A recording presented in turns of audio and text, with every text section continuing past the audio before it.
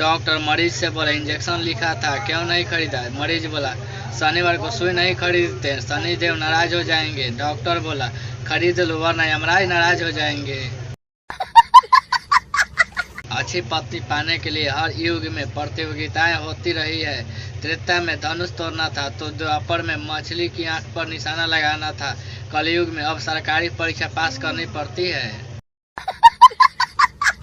किसी पार्टी में हम जैसे अंतर्मुखी लोग कोने में अपनी प्लेट लेकर चुपचाप खाना खा रहे होते हैं, तभी ये ड्रोन ऊपर आग के फड़फड़ाने लगता है। मन तो करता है खाना पीना छोड़ के थाली मार के ड्रोनवा ही फोड़ दे। डॉक्टर बोला आपका लड़का पागल कैसे हो गया। पिताजी बोले वो पहले जनरल बोगी में सफर करता था। डॉक्टर बोला तो इससे क्या। पिताजी बोले लोग बोलते थे थोड़ा घिसको थोड़ा घिसको, तभी से घिसक गया। पत्नी पति से बोली शादी के 5 साल हो गए पर आज तक तुम मुझे कहीं घुमाने नहीं ले गए। पति बोला ठीक है शाम को ले चलूंगा। पति शमशान घाट ले गया। पत्नी बोली छी ये कोई घूमने की जगह है। पति बोला अरे पगली लोगों को तो मरना पड़ता है यहाँ आने के लिए। सावधान इंडिया और सीआईडी देखते समय मैं सिर्फ एक चीज सोचता हूँ कि लोग एक बार क्रिमिनल को देखने के बाद कैसे उसका स्केच बनवा देते हैं। अगर कोई मेरे सामने खड़ा होगा मैं फिर भी नहीं बना पाऊंगा। रिश्तेदार हमारी जिंदगी में यूट्यूब वीडियो के एड की तरह होते हैं जो बीच बीच में गुस्सा दिलाने आ जाते हैं। आप चाह कर भी इनसे छुटकारा नहीं पा सकते हैं। पत्नी ने प्लाजो की जिद की। पति ने पिताजी का 36 इंच मोहरी का पैजामा रंगवा कर दे दिया। पत्नी खुशी जाहिर करते हुए नहीं थक रही थी। पिताजी पैजामा ढूंढते नहीं थक रहे थे और पति एक कोने में बैठकर हंसते नहीं थक रहा था। एक शराबी मर के स्वर्ग पहुंचा। काफी घूमने के बाद उसे यमराज मिले। उसने पूछा मैं इतना बड़ा शराबी हूँ, सारा दिन नशे में टुन रहता हूँ, मुझे स्वर्ग कैसे मिला प्रभु। यमराज बोला ओ जो तू बिना अन्न खाए दारू के साथ केवल सलाद खा के सो जाता था, देखने के लिए उसे उपवास में काउंट कर लिया गया है। कैशियर पप्पू से बोला पैसे नहीं है। पप्पू बोला और दो मोदी को वोट। बैंक में तो क्या घर में भी पैसे नहीं रहेंगे। कैशियर ने जाली में से हाथ बाहर निकालते हुए उसकी गर्दन दबोचते हुए कहा हरामखोर तेरे खाते में पैसे नहीं है। पेट्रोल के भाव चाहे डबल कर दो, दूध के रेट भी बढ़ा दो और तो और दारू के भाव भी बढ़ा दो, लेकिन यदि पासिंग मार्क्स 33 से 34 हो गए तो दंगे हो जाएंगे दंगे।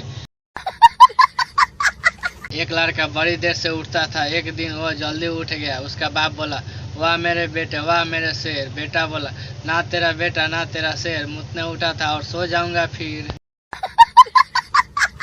पत्नी पति से बोली आपको अरेंज मैरिज और लव मैरिज का मतलब पता है। पति बोला हाँ पता है।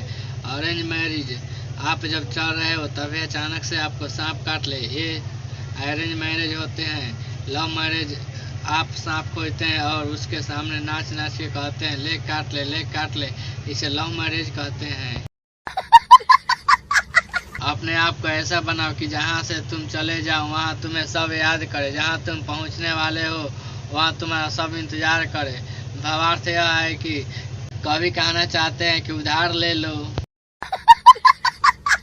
पप्पू बोला हम 45 भाई बहन हैं। मुन्ना बोला क्या तुम्हारे घर जनसंख्या नियंत्रण वाले नहीं आए थे। पप्पू बोला आए तो थे, तब हम पढ़ रहे थे और वो कोचिंग क्लास समझ कर चले गए।